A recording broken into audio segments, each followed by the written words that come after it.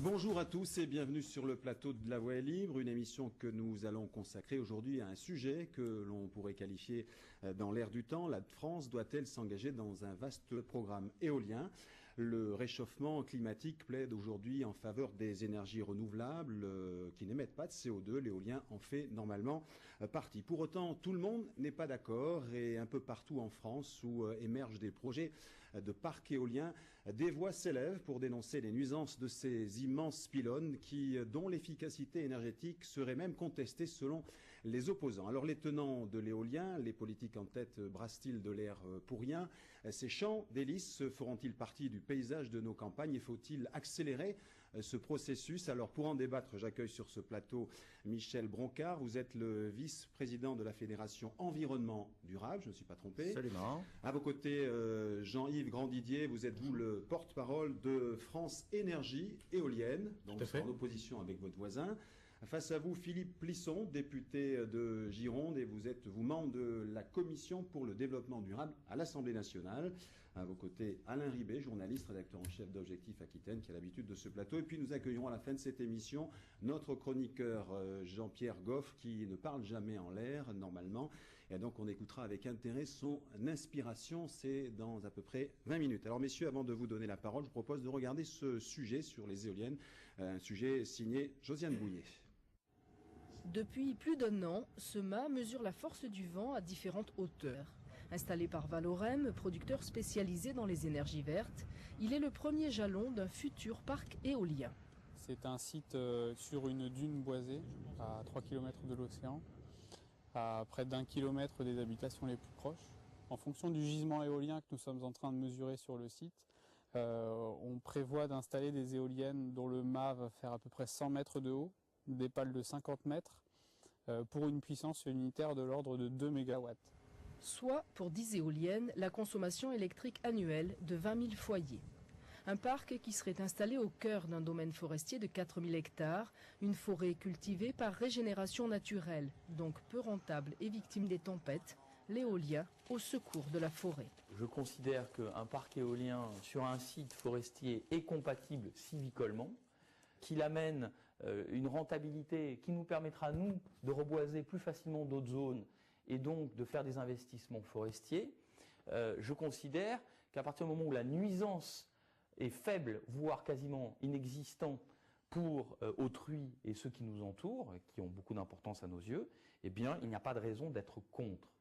Les études initiales paysagères et acoustiques ont été faites. Celle concernant les oiseaux et leur parcours de migration a été confiée à la Ligue de protection des oiseaux. De notre point de vue, au final, l'implantation d'éoliennes sur ce site est compatible avec la vie faune. Au droit des éoliennes, on a un flux extrêmement réduit. Mais quand je dis réduit, c'en est même étonnant. On n'a pas d'oiseaux au-dessus du site en migration diurne. Reste à définir précisément le nombre de machines, leur implantation. Pour cela, élus et associations se rencontrent dans des ateliers techniques de concertation. Début mars, un voyage en Vendée dans un parc similaire devrait apporter réponse aux questions. Mais déjà, le maire de Naujac compte ses atouts. Bonjour, vous allez bien ? Ça va très bien. Entrez. Il faut que ce soit un lieu qui soit vanté. Il faut que ce soit un lieu qui soit prévu et qui n'y ait pas, avec la loi littorale, avec beaucoup de la loi Natura 2000, plein de paramètres et de garde-fous qui sont là quand même, et c'est normal. Donc c'est pour cela que je dis, je me répète, si vous avez la municipalité, une bonne société, l'aval de la population qui est bien informée, avec lequel on essaie de communiquer au maximum, je crois que c'est un projet qui peut voir le jour. Et dont le Médoc, surtout Naujac, a besoin, pour se donner une identité, une carte de visite, et bien sûr, des dividendes. L'enjeu, avoir le premier parc en Aquitaine, seule région aujourd'hui sans la moindre éolienne. Pourtant, la carte des vents et des servitudes montre les sites possibles en jaune orangé. Après le Médoc, Bordeaux et le Blayais préparent leurs projets. À Naujac, sauf vent contraire, les pales des premières éoliennes tourneront dans 3 ou 4 ans.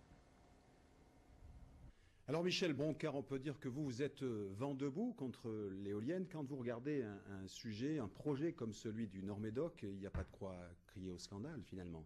Bah écoutez, d'abord, le sujet traite de Naujac. Je crois qu'aujourd'hui, on abordera certainement les projets concernant Reignac.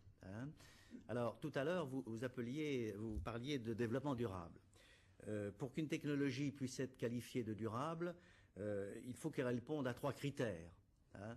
Le critère environnemental, le critère économique et le critère social. Bon, je ne vais pas développer l'ensemble de ces critères, on y viendra peut-être, mais ce que je voudrais dire, c'est que quand vous parlez, par exemple, d'énergie propre, hein, bon, je crois que c'est une vaste fumisterie, sachant que... Alors je parle d'énergie propre, je veux dire des énergies qui n'émettent pas de CO2 dans la CO2, atmosphère. absolument. Bon, ce qu'il y a, c'est que vous êtes quand même au courant que, et ça c'est tous les chiffres officiels qui le disent, un parc éolien ne tourne que 25% du temps. Hein. Que fait-on pour les 75% du temps restant? Bon. Alors, certaines personnes parleront... Quand vous dites 75% du temps, il faut qu'il y ait un minimum de vent, c'est-à-dire 30 km/h. C'est-à-dire que non, il y a 75% du temps où il n'y a absolument pas de vent. Hein.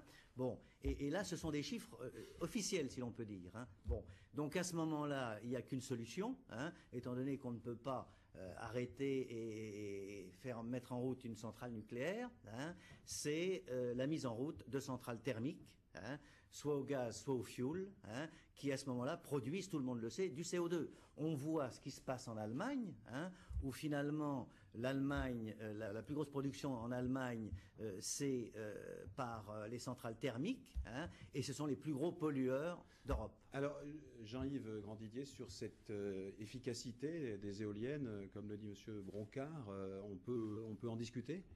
Alors, tout à fait. Bon, moi, je voudrais vous faire une petite comparaison. En fait, il faut comparer le fonctionnement d'une éolienne à celui d'une voiture. C'est quelque chose qui va parler à nos concitoyens. Une voiture, bon, elle a une vitesse maximale qui est de 180 km/h. D'accord ? Eh bien, l'éolien, c'est une voiture qui va rouler sur une route nationale en hiver à 90 km/h, en été un peu moins vite, à 60 km/h. De temps en temps, il y a un stop, elle s'arrête, mais elle ne reste pas très longtemps arrêtée. Et puis, de temps en temps, il y a des pointes sur l'autoroute. C'est le moment où... Mais c'est pas ce que dit M. Broncard. Lui dit 75% d'inefficacité du temps où elle ne tourne pas. Une éolienne tourne et produit de l'électricité pendant 90% du temps. Simplement, elle produit cette électricité, elle produit simplement le 25% de sa puissance maximale, mais pendant 90% du temps à peu près. Ouais, Philippe Lisson. C'est une question, donc je suis rapporteur d'une commission d'évaluation de l'éolienne, de l'énergie éolienne, qui a eu ses premières auditions cette semaine. Et donc on a interrogé Madame Papalardo, qui est commissaire générale du ministère du Développement durable, et une des questions qu'on lui a posées, c'est celle-ci. Et elle nous a répondu, donc ça c'est du ministère du Développement durable, elle nous a répondu que ce temps était compensé par le fait qu'il y avait une carte du vent qui n'était pas uniforme sur l'ensemble du territoire et sur l'ensemble de l'Europe. C'est-à-dire que quand l'éolienne d'Aquitaine s'arrête, il y a par exemple du vent dans le nord qui compense, et c'est cet équilibre, par ces interconnexions, ou du vent espagnol, puisqu'on est branché effectivement avec les Espagnols, qui vient compenser les trous, et ce n'est pas forcément une énergie polluante qui prendrait la place. Donc ça a été la réponse de la secrétaire générale du MEDEF. Mais vous-même, Philippe Lisson, vous avez initié un projet au nord du département de la Gironde, sur la commune de Régnac, et vous vous êtes assez rapidement confronté à une opposition locale. Vous n'aviez pas prévu cela d'ailleurs? Non, pas du tout. Non, ça, c'est vrai que ça a été une très grande surprise, parce qu'on avait, me semble-t-il, pris toutes les précautions. Nous ne sommes pas, nous, dans l'effet d'aubaine, nous sommes dans une démarche, effectivement, un peu militante, parce que moi, je suis convaincu qu'il faut des énergies renouvelables. Vous l'avez dit, je suis député, je suis tout à fait conscient de l'état de la planète, et donc des efforts qu'il faut que nous réalisions. Donc, à partir de là, j'ai dit, pourquoi ne le ferions-nous pas nous-mêmes? Il ne s'agit pas surtout d'avoir des incantations et de ne rien faire en attendant, finalement, que la planète sombre.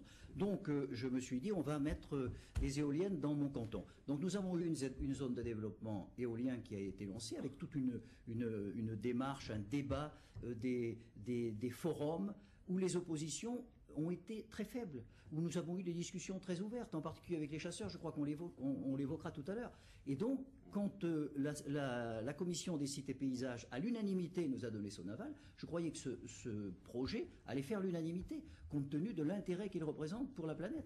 Et en fait, il a commencé à poser des problèmes quand les gens se sont aperçus que c'était dans leur paysage. Et c'est ça la motivation. Alors justement, je voudrais que Michel Broncard, vous y reveniez, parce que vous avez... oui, alors moi, je voudrais réagir à ce que dit M. Plisson. concernant cette démarche militante. Moi, je suis extrêmement surpris que finalement, il n'y ait pas une démarche technique, hein, comme Valorem, puisque c'est Valorem qui est concerné, le fait habituellement. C'est-à-dire que la première chose que l'on fait, c'est de poser un mât de mesure. Hein. C'est ce qu'on va faire. Attendez, vous permettez, un mât de mesure, Valorem, je le vois un peu partout en France, hein, eh bien, la première chose qu'ils font, ils posent un mât de mesure, et ceci pendant une période d'1 an. Oui. Bon. Et au bout d'1 an, ils décident ou ils ne décident pas finalement, hein, à projeter un parc éolien ou une ZDE. Vous, quand on vous pose la question... C'est pas comme ça que ça se passe. Si, attendez, vous permettez, c'est comme ça que ça se passe. Voilà 5 ans que je m'intéresse à l'éolien, c'est comme ça que ça se passe. Alors, le plus surprenant, et ça, monsieur... Avant les ZDE, vous ne vous intéressez pas à l'éolien depuis que la réglementation a changé. Attendez. Il faut suivre son temps. Oui, mais... Parce que si vous restez sur les démarches antérieures, vous n'êtes pas dans la logique. Il y a une loi en 2005... Mais oui, je suis complètement dans la loi, je n'accepte pas que vous disiez que ça n'est pas le cas. Je suis complètement dans la loi, avec l'aval de la préfecture, le soutien de la préfecture, l'accompagnement de la préfecture et l'imprimature de l'État. Alors je ne vois pas pourquoi vous allez me dire que je n'y serai pas. Votre mât de mesure, il vient après dans la ZDE. Il vient après dans la ZDE, il va être posé dans les mois qui viennent. Est-ce que vous trouvez normal qu'aujourd'hui, quand les gens de Vigéol posent la question à Valorem sur justement l'importance du vent, hein, à Reignac, on leur répond que le gisement est a priori suffisant. Eh bien, écoutez, on va le vérifier. C'est tout ce qu'il y a de plus surprenant. Mais écoutez, hein, alors voilà est-ce que nous pouvons expliquer les choses comme elles se passent? Quand j'ai contacté l'État, quand je me suis dit, après avoir été 10 ans vice-président du Conseil général en charge du développement durable, avoir essayé d'accompagner des projets éoliens sur la Gironde qui n'ont jamais abouti, je me suis dit, bon, on va essayer de faire les choses en règle, sur un territoire où je suis, puisque, après tout, faisons les choses chez soi, plutôt qu'aller les exporter chez les autres. Et donc, je me suis rapproché de la préfecture et j'ai dit, comment fait-on? J'ai rencontré le secrétaire général de la préfecture, j'ai rencontré l'ensemble des services, et nous avons mis en place la ZDE, qui a été suivie par la préfecture. D'ailleurs, il ne vous a pas échappé que le jour que nous avons fait une réunion de présentation, le sous-préfet était assis à côté de moi. C'est pas une lubie. Énormément surpris, d'ailleurs. Oui, ça vous a énormément surpris. Avec une société privée, s'engage. Personnellement, Madame Joanneau s'engage. Je vous donnerai les propos de Madame Joanneau que j'ai interrogée sur la question, qui est secret. Mais c'est pas indépendant. Le sous-préfet, il applique des règles, des lois et des consignes qui ont été préconisées par l'État, votées par la loi et qui s'inscrivent dans la loi. Alors vous pouvez avoir vos interprétations, mais en tout état de cause, moi je suis dans cette logique. Bien que n'étant pas membre du gouvernement, je suis dans la logique d'une démarche. Alors la ZDE, pour en finir, la ZDE a été mise en place.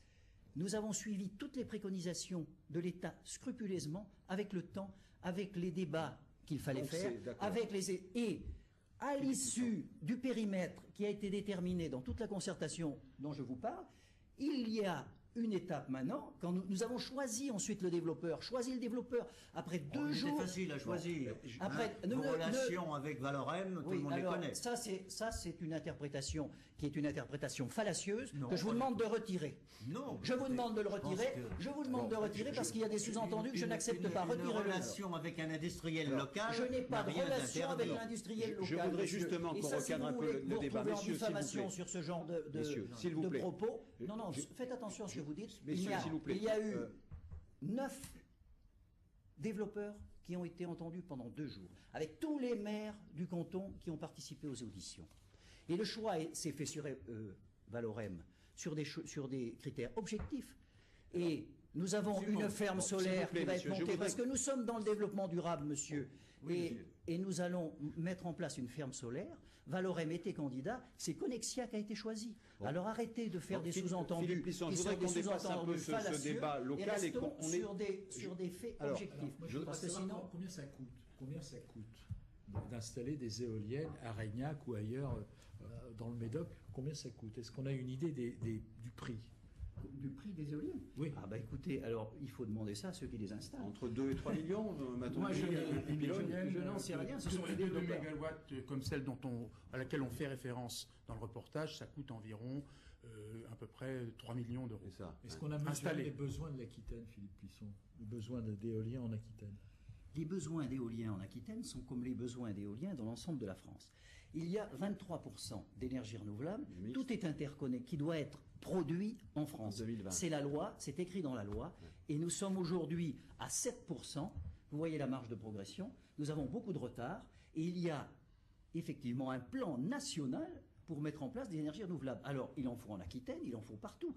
L'Aquitaine n'a pas besoin forcément d'énergie renouvelable elle-même, puisqu'elle a deux centrales nucléaires, elle pourrait évidemment, je pense, être autosuffisante. Mais en fait, c'est un plan national, et comme tout est interconnecté, l'électricité qui est produite en Aquitaine, elle ne va pas forcément en Aquitaine. L'énergie de la centrale nucléaire, elle part pour une bonne part de Blaye, elle part pour une bonne partie en Espagne. Malgré tout, monsieur le député, si je peux me permettre, à chaque fois qu'un projet éolien émerge, quel que soit le territoire national, il y a toujours une force d'opposition qui se manifeste, représentée par Michel Broncard. Alors, vous mettez l'accent sur plusieurs nuisances, nuisances sonores, nuisances visuelles, ce sont deux aspects importants, je crois, dans vos revendications. Alors, je pense que la nuisance sonore, effectivement, est extrêmement importante. Et nous avons en France, à l'heure actuelle, de nombreux cas où les riverains, finalement, souffrent de gros problèmes de par ces nuisances sonores. Un peu plus au nord, en Charente-Maritime, vous avez deux parcs éoliens, et M. Grandidier les connaît bien, qui sont Bernay-Saint-Martin et Saint-Crépin. Et sur ces deux parcs éoliens, vous avez des riverains qui aujourd'hui souffrent de stress, souffrent de symptômes liés à ces éoliennes. Hein, et je crois que vous allez reproduire à Reignac, alors que les distances en Charente-Maritime sont de l'ordre de 700 à 800 mètres, et vous prévoyez d'installer des éoliennes à 500 mètres des habitations à Reignac. Mais ce n'est pas possible, écoutez. J'affirme aujourd'hui que les Reignacais vont souffrir de ces nuisances sonores. Non. Enfin, moi, je connais effectivement bien, en particulier le parc de Saint-Crépin. Aujourd'hui, ce parc-là, après une période de démarrage, où effectivement, les éoliennes faisaient du bruit parce qu'il y a eu un problème de ce qu'on appelle non-conformité. Et une fois que qui a effectivement provoqué des émergences sonores, des bruits plus importants que la réglementation. Une fois que ce problème a été réglé, le parc a été mis en route en octobre. Une fois qu'ils ont pu régler ce problème en avril, ils ont refait des mesurages de bruit dans les voisinages du parc, et ils ont trouvé que les éoliennes respectaient la réglementation. Et je vais vous dire même que les éoliennes à 500 mètres, parce qu'il y a effectivement des éoliennes sur le parc de Saint-Crépin qui sont à 500 mètres, voire moins de 500 mètres, ce qui est relativement faible. Qu'est-ce que c'est la distance maximale? Nous, minimum, c'est 500 mètres. Et là, il y en a une qui est à 450 mètres. Et malgré ça, les éoliennes font moins de bruit que les grillons qui étaient dans le jardin de la personne chez qui on faisait le mesurage. Donc, la faune nocturne entre 10h du soir et 2h du matin fait plus de bruit dans les jardins alentours des riverains que les éoliennes. Alors, le bruit des éoliennes est complètement couvert. Alors, à Reignac, quand même, dans la zone de développement de l'éolien qui a été choisie par le député et plutôt géré par le président de la communauté de communes, enfin avec les élus, et qui a été proposé, ils vont se trouver le long de l'autoroute. Il est très clair que le bruit des éoliennes va être couvert par le bruit de l'autoroute. Vous admettrez avec moi, monsieur Grandidier, vous admettrez avec moi que c'est pas joli ces pylônes dans la campagne, dans ces jardins de la campagne. Je voudrais, si vous permettez, revenir. Mais vous trouvez que les châteaux d'eau c'est joli? Non, mais pas davantage. Les zones industrielles non plus, mais ça participe du mitage du territoire. Alors on essaie. Vous savez combien il y a de châteaux d'eau en France? 30 000. Si on fait le programme éolien français, il y aura moins de 10 000 éoliennes. Qui font quelle hauteur? Elles sont moins hautes, mais elles sont très massives. Elles sont sur le haut des collines, comme les éoliennes. On essaye d'aller chercher le vent. Eux, ils essayent de se mettre avec un bon potentiel mais on ne remet pas en cause les châteaux d'eau. C'est 10 000 le parc d'éolien français? En 2020. 10 000 en 2020, si on fait à peu près. 10 à 12 000 éoliennes en 2020. Et c'est 30 000 châteaux d'eau, et c'est plus de 100 000 pylônes de lignes à haute tension. Bon, mais on ne remet pas en cause ce type d'installation parce que, en fait, ils apportent du confort, ils apportent de l'hygiène pour les châteaux d'eau et on ne le remet pas en cause. L'éolien, c'est pareil. Il faut arriver à évoluer, il faut aussi arriver à s'adapter à son temps. Et l'éolien apporte effectivement du développement durable. Et par rapport à la remarque de M. Broncard concernant le fait qu'il faut démarrer des centrales thermiques, je m'inscris en faux par rapport à ça. Si on fait le programme éolien français, on va éviter 16 millions de tonnes de CO2 par an en France si on fait ce programme. C'est l'équivalent des émissions de CO2 entre 5 et 7 millions d'automobiles par an. Donc, et Et ça, c'est pas moi qui le dis. Ça, c'est Madame Papalardo, la commissaire générale du développement durable, qui l'a dit lorsqu'elle était présidente de l'ATEM il y a un an et demi de cela. Je voudrais poser la question à Michel Brancard. Est-ce que vous trouvez que le photovoltaïque est plus spectaculaire, moins gênant? Est-ce que vous vous accommoderiez mieux? Écoutez, sur le photovoltaïque, sur le plan économique, c'est une aberration économique, une aberration effectivement, compte tenu du prix de rachat à l'heure actuelle. Néanmoins, l'éolien n'en est pas une alors, Monsieur Brancard. Ah si, totalement. Par contre, sur le plan des paysages, je dirais que des parcs de photovoltaïque montés à 3 mètres de hauteur, pourquoi pas, hein. Bon, je voudrais revenir, si vous permettez, et m'inscrire en faux à ce qu'a dit Monsieur Grandidier concernant les parcs que j'ai évoqués de Saint-Crépin et de Bernay-Saint-Martin. C'est faux ce que dit Monsieur Sangredi, en ce sens qu'aujourd'hui, ces parcs ont 14 éoliennes d'installées.